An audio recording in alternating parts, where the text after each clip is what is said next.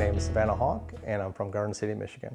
In my early 20s, I moved to New York and found Savannah.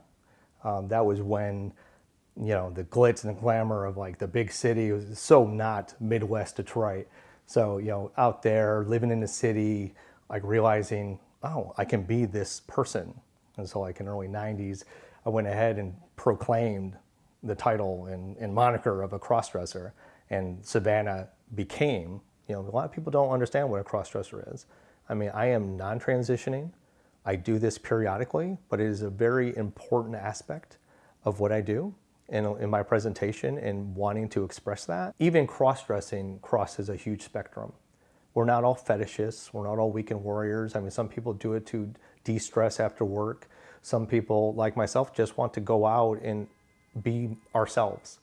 And this is truly a part of who I am. It was really funny. It was like in those years after that, it was really like, not a fantasy, but it was really something that you could really dig into. I mean, the nightlife was so amazing.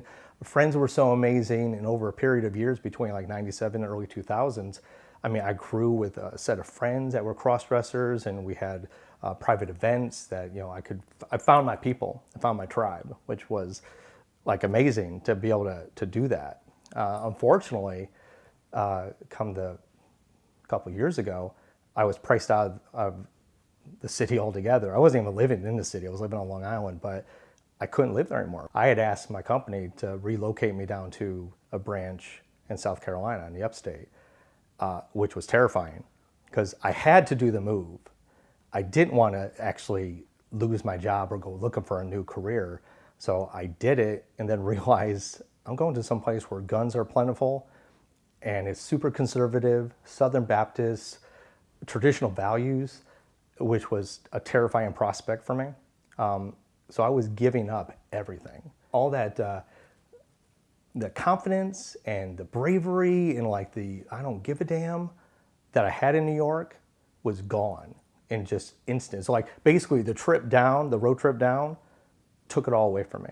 All of a sudden, there's now an uber desperation because I couldn't find those people before I moved, and now I'm down there strictly in mail mode because I'm terrified to just walk outside the door as Savannah. We were looking everywhere we could on social media to find a place or a group of people who were like me. So I'm sitting here in a house, and my poor girlfriend is like trying to look up stuff online with me. We're on the back porch just trying to find anything I can do to hang my hat on to find my community, my people. We did look at FetLife and we looked at meetupcrossdresser.com, and we were looking for that cross section of people that I knew I could connect with. The cross-dressing cross-section. That's why we couldn't find it within 100 or 200 miles of our location in South Carolina, North Carolina. It just didn't exist. So after like a few months of being there, depression had set in. I was morose. I was strictly in mail mode with like no way to dress. I mean, I could have dressed in the house, which would feel like a cheat. When you're at home and you spend all this time getting ready and then you're sitting at home on the couch, that is a validation that what you've done or are doing is shameful. And I didn't want to feel shame. The whole point of being me is to be visible and out. And it's just so, like I said, my girlfriend and I were sitting and we finally found a meetup group. And it was just an LG plus group that they got together once a month, like the third Friday of every month.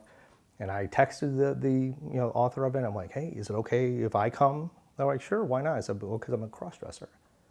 It's like, you're not my people per se. It's like, is it okay will you accept me to come to you? He's like, yeah, absolutely, come. So that night I got ready and I walked out the door, kind of in twilight. So I'm in the parking lot. There was a couple people standing around just talking, and I'm now fearful that they might see me and say something. And they didn't. Got into the car, made my way to the restaurant, and I'm also sitting in my car looking at people around me, worried that they're going to say something and accost me or give me a look. And I finally get the nerve to go inside, and all of a sudden I'm in a sea of older gay gentlemen, parents of trans kids, trans masculine thems, and just allies. And just all of a sudden there's this huge community where I'm still the only crossdresser, But all of a sudden, it's like my world had exploded outward to something much bigger than just a bunch of cross-dressers. It was actually, I am now telling my story to gay men who don't know what a cross-dresser is, and me learning about how it's like to be a parent of a trans child.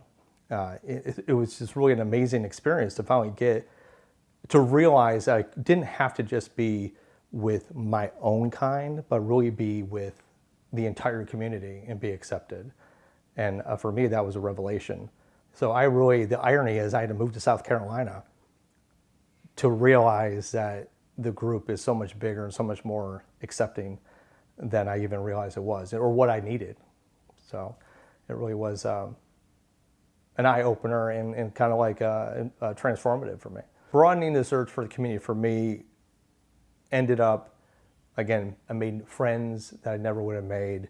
I made connections I never would have made. I heard stories I never would have heard had I not just been in the same room. The importance of being that person, the importance of hearing the stories, being an active listener, and just taking it in. I mean, if you're empathetic and you're sympathetic, you are going to be enriched by what you hear, any story.